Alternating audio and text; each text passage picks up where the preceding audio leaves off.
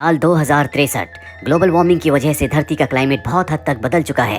वैज्ञानिकों को समझ में आ चुका है कि अगर जल्दी इन्होंने किसी नए ग्रह को नहीं ढूंढा तो इंसानों का अस्तित्व इस दुनिया से हमेशा के लिए खत्म हो जाएगा। इन्हें एक नया ग्रह मिलता है जो धरती से 86 साल की दूरी पर है, यानी कि अगर ये धरती से चले तो 86 साल के बाद उस ग्रह पर पहुंचेंगे, जिसका मतलब ये है कि उस ग्रह पर पहुंचने के बाद हर एक इंसान मर चुका होगा। इसीलिए 30 बच्चों को IVF की मदद से पैदा करते हैं, उन्हें दुनिया से अलग रखते हैं, साथ ही उन्हें साइंस की, स्पेसशिप की और ब्रह्मांड की बहुत सारी नॉलेज दी जाती है। दरअसल IVF के थ्रू इन बच्चों को बहुत ज़्यादा इंटेलिजेंट बनाया गया है। इन्हें नॉलेज इसलिए दी जाती है क्योंकि इन्हें अपनी पूरी ज़िंदगी स्पेसशिप में ही रहना है। वैज्ञानिकों का प्लान होता है कि जो इन 30 बच्चों के बच्चे होंगे और उनके जो बच्चे होंगे जब वो बहुत यंग एज में होंगे तब इनका स्पेसशिप उस प्लेनेट पर पहुंच जाएगा। इन बच्चों का जो ट्रेनर होता है उसका नाम रिचर्ड है। रिचर्ड बच्चों के साथ बहुत ज़्यादा इमोशनली कनेक्ट हो जाता है और वो तय करता है कि स्पेसशिप में, यानी कि इस मिशन में, वो इन बच्चों के साथ जाएगा। हालांकि उसे ऐसा करने से मना किया जाता है, लेकिन वो अपनी कैप्टन को मना लेता है और अब रिचर्ड इन बच्चों के साथ इनका गाइड, इनका लीडर बन के इनके मिशन में चला जाता है। मिशन के हिसाब से जब ये बच्चे 24 साल के हो जाएंगे तो IVF से स्पेसशिप के अंदर ही 30 और बच्चों को जन्म दिया जाएगा, और जब वो 30-24 साल के हो जाएंगे तो 30 और बच्चों को IVF से एक और बार जन्म दिया जाएगा, जिसके बाद जब वो बच्चे बहुत यंग होंगे तो ये उस प्लेनेट पर पहुंच जाएंगे। सब कुछ प्लान के हिसाब से चल रहा होता है और आज इन्हें अपने स्पेसशिप में पूरे 10 साल हो चुके हैं। 10 सालों के बाद ये बच्चे बहुत यंग हो चुके हैं। ये स्पेसशिप में हर एक काम को बहुत सिस्टम के साथ, बहुत प्लानिंग के साथ करते हैं, जैसा कि इन्हें सिखाया गया था।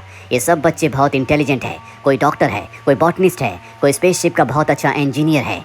इन सब बच्चों में एक बात कॉमन होती है, इनके अंदर कोई भी डिज़ायर्स नहीं है। ये एक दूसरे के प्रति अट्रैक्ट नहीं होते, ये बस काम करते हैं। ऐसा लगता है कि ये सब के सब मशीन्स हैं। इन्हीं में क्रिस्टोफर नाम का एक लड़का है जो कि बॉटनिस्ट है, और जब वो लैब में काम कर रहा होता है तो उसे केमिकल का अलर्ट आता है और रिचर्ड से उसके बारे में पूछता है, लेकिन रिचर्ड उस बात को घुमा देता है, वो उसकी बात का सही जवाब नहीं देता। इसीलिए क्रिस्टोफर को रिचर्ड के ऊपर शक हो जाता है और अब वो उस केमिकल के बारे में पता करता है। क्रिस्टोफर को पता चलता है कि इस केमिकल को लेने वाला हर एक इंसान सेक्सुअली पूरी तरह से डेड हो जाता है, यानी कि वो दूसरे के प्रति अट्रैक्ट नहीं होता। और एक यही कारण होता है कि यहाँ पर जितने भी लोग हैं वो सब के सब एक दूसरे के प्रति अट्रैक्ट नहीं होते। इन्हें कोई फर्क नहीं पड़ता इनके साथ मेल है या फीमेल। और ये जो केमिकल है इन्हें एक ड्रिंक के साथ दिया जाता है जो हर सुबह हर एक को पीना पड़ता है। और अब क्रिस्टोफर और उसका दोस्त उस ड्रिंक को पीना बंद कर देते हैं, जिसके बाद वो पूरी तरह से बदल जाते हैं। उनके अंदर सेक्सुअल डिजायर्स जाग जाती हैं, वो पहले से ज़्यादा एक्टिव हो चुके हैं, वो दूसरों के प्रति अट्रैक्टेड फील करते हैं।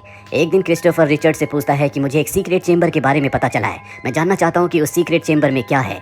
रिचर्ड कहता है कि मुझे भी नहीं पता कि वहाँ पर क्या है, पर क्रिस्टोफर समझ जाता है कि रिचर्ड झूठ कह रहा है। क्रिस्टोफर के जाने के बाद रिचर्ड अर्थ पर एक मैसेज भेजता है और बताता है कि बच्चे अब बहुत ज़्यादा स्मार्ट हो चुके हैं, हमें उन्हें सब कुछ बता देना चाहिए कि उनकी 3rd जनरेशन उस प्लेनेट पर पहुंचेगी। दरअसल अब तक यहाँ पर किसी को नहीं पता कि इन्हें पूरी ज़िंदगी इसी स्पेसशिप के अंदर रहना होगा, और इनकी जो 3rd जनरेशन जिसे IVF से एक बार फिर से पैदा किया जाएगा वो उस प्लेनेट पर पहुंचेंगे। अब यहाँ पर धीरे धीरे क्रिस्टोफर और उसके दोस्त के अंदर एक लड़की जो कि डॉक्टर होती है उसके प्रति आकर्षण होना शुरू हो जाता है, और एक दिन क्रिस्टोफर का दोस्त उसका हाथ पकड़ लेता है, जो देखकर रिचर्ड उसे डांटता है। लेकिन क्रिस्टोफर का दोस्त यहाँ पर बहुत ही अजीब बिहेव करता है, जो देखकर सब के सब हैरान होते हैं, क्योंकि आज से पहले किसी ने इस तरह से बिहेव नहीं किया था। वहीं अब स्पेसशिप में अजीब सी आवाज़ आना शुरू हो जाती है, जिसके साथ वाइब्रेशन भी हो रही होती है। क्रिस्टोफर अपने दोस्त के साथ एक कमरे में जाता है जहाँ पर एक लड़का ये पता लगाने की कोशिश कर रहा होता है कि ये आवाज़ कहाँ से आ रही है। क्रिस्टोफर उसे बताता है कि मैंने रिचर्ड से बात की थी, उसने मुझे बताया कि ये कूलिंग मशीन से आवाज़ आ रही है। लेकिन उसका दोस्त कहता है कि मुझे रिचर्ड पर बिल्कुल विश्वास नहीं है। वो उस लड़के से जो कि सब कुछ मॉनिटर कर रहा होता है उससे पूछता है क्या यहाँ आसपास कोई एलियन हो सकता है। वो कहता है क्यों नहीं, जब हम यहाँ पर जिंदा रह सकते हैं तो कोई एलियन भी जिंदा रह सकता है। और अब क्रिस्टोफर के दोस्त के दिमाग में एलियन का शक बैठ जाता है।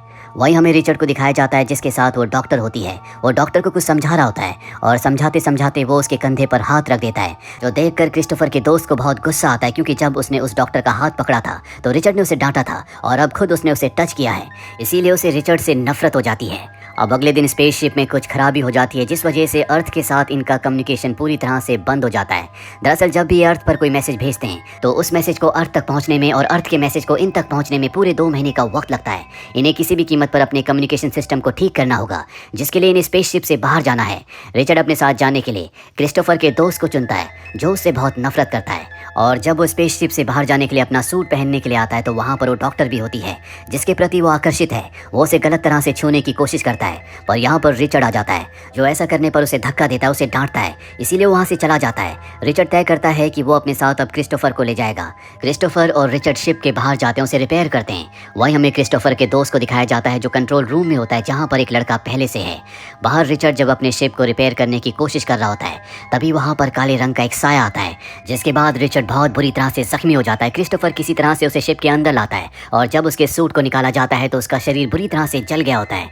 ये रिचर्ड को नहीं बचा पाते, जिससे कि सब के सब बहुत दुखी हो जाते हैं, क्योंकि रिचर्ड इनका लीडर था। और अब रिचर्ड के बाद सब तय करते हैं कि क्रिस्टोफर इनका लीडर होगा, सबको उसी की बात माननी होगी। लेकिन क्रिस्टोफर का जो दोस्त होता है वो इस बात से जेलस हो जाता है, क्योंकि वो खुद लीडर बनना चाहता था। और अब जेलसी में वो सबको ड्रिंक वाली बात बता देता है, जिसके बाद सब के सब ड्रिंक पीना छोड़ देते हैं।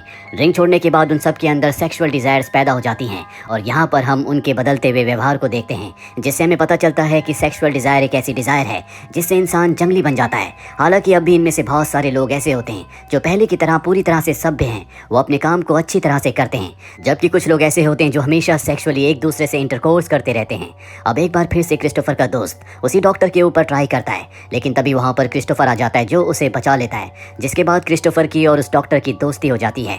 दरअसल क्रिस्टोफर को अब अपनी जिम्मेदारियों का एहसास है, उसे पता है कि उसे किसी भी कीमत पर इस मिशन को पूरा करना होगा। लेकिन उसका दोस्त उससे बहुत ज्यादा गुस्सा है। वो सभी को कहता है कि रिचर्ड को जिसने मारा है वो एक एलियन था और मुझे पूरा विश्वास है कि वो आर्काइव रूम में है, इसीलिए हमें वहां जाकर तलाशी लेनी होगी। वो अपने एक साथी के साथ आर्काइव रूम में जाता है। ये वही साथी होता है जिसके साथ वो उस वक्त कंट्रोल रूम में था जब रिचर्ड और क्रिस्टोफर दोनों के दोनों शिप के बाहर उसे रिपेयर करने के लिए गए थे, जब रिचर्ड के ऊपर उस काले साए ने हमला किया था। अब ये आर्काइव रूम में अंदर जाते हैं जहाँ पर शिप की हर एक रिकॉर्डिंग को रखा जाता है।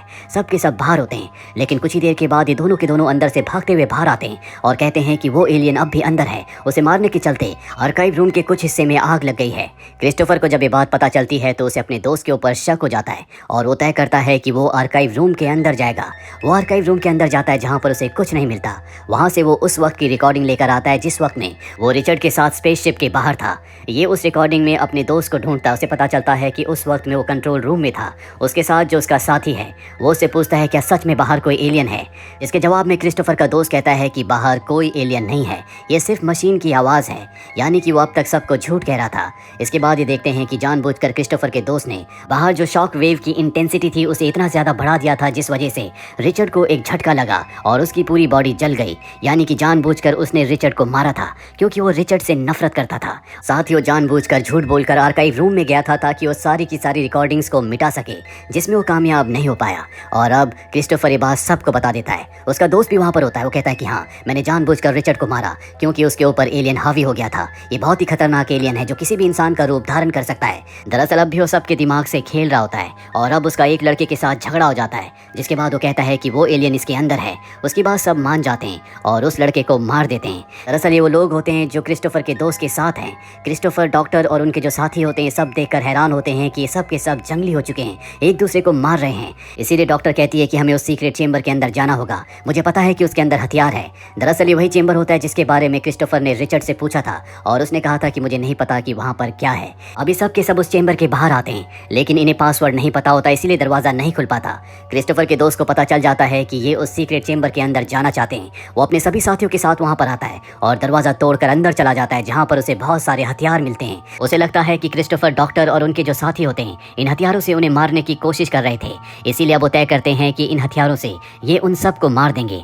दरअसल इनके ग्रुप में ज्यादा लोग होते हैं और अब ये क्रिस्टोफर को और डॉक्टर को मारने के लिए आगे बढ़ते हैं। जो बात उन्हें पता चल जाती है, इसीलिए क्रिस्टोफर और डॉक्टर भागकर एयरलॉक रूम में छुप जाते हैं, जहां ये सूट पहन लेते हैं। लेकिन क्रिस्टोफर का दोस्त बहुत गुस्से में होता है। वो गन से दरवाजे पर हमला करता है, जिस वजह से बाहर का एयरलॉक भी खुल जाता है और अब अंदर से सारी चीजें बाहर जा रही होती है। क्रिस्टोफर अंदर आने की कोशिश करता है, लेकिन उसका दोस्त उसे बाहर धकेल देता है। वो स्पेसशिप के एक हिस्से में जाकर रुक जाता है, जिसके बाद वो अंदर आना चाहता है, लेकिन डॉक्टर जंप करके उसे किक मारती है, जिस वजह से वो स्पेसशिप से बाहर चला जाता है और उसकी मृत्यु हो जाती है क्योंकि उसके पास कोई भी सूट नहीं है। वहीं क्रिस्टोफर को दिखाया जाता है जो धीरे धीरे स्पेसशिप के अंदर आ जाता है, जहां पर क्रिस्टोफर सबको बताता है कि मेरा दोस्त मारा गया। इसके बाद सब अपने हथियार डाल देते हैं। एक बार फिर से लीडर के लिए वोटिंग होती है और इस बार लीडर डॉक्टर को चुना जाता है। ये तय करते हैं कि ये उस ड्रिंक को नहीं पिएंगे, लेकिन सब के सब पहले की तरह अपने सभी कामों को पूरा करेंगे ताकि शिप में कोई प्रॉब्लम ना हो। साथ ही एक बार फिर से अर्थ के साथ इनका कांटेक्ट हो जाता है। ये समय समय पर उन्हें सारी इन्फॉर्मेशन देते रहते हैं, और अब क्योंकि ये उस ड्रिंक को नहीं पीते, इसीलिए ये एक दूसरे के साथ इंटीमेट होते हैं। इनके बच्चे होते हैं जिन्हें ये अच्छी एजुकेशन देते हैं, उन्हें सभ्य बनाते हैं। हालांकि ये इनके प्लान का हिस्सा नहीं था, इन्हें आईवीएफ के थ्रू बच्चे पैदा करने थे, लेकिन अब ये बच्चे इनके खुद के हैं, इसीलिए सबके बीच में एक बहुत ही डीप इमोशनल बॉन्ड होता है। कई दशक बीत जाते हैं और ये उस ऑर्बिट तक पहुंच जाते हैं जहां के लिए आज से 84 साल पहले ये निकले थे। ये सब के सब अपने स्पेसशिप की विंडो से उस प्लेनेट को देखते हैं जो हूबहू अर्थ की तरह होता है। इन सब के दिल में एक उम्मीद है। वो फर्स्ट जनरेशन जिसमें क्रिस्टोफर, डॉक्टर और उनके साथी थे, वो सब अब बूढ़े हो चुके हैं, लेकिन उनकी जो थर्ड जनरेशन है वो इस प्लेनेट पर पहुंचकर अपनी आबादी को बढ़ाएंगे और इंसानों के अस्तित्व को हमेशा के लिए जिंदा रखेंगे। इसी के साथ ये फिल्म, ये कहानी यहीं पर खत्म हो जाती है। उम्मीद करते हैं कि ये कहानी आपको पसंद आई होगी।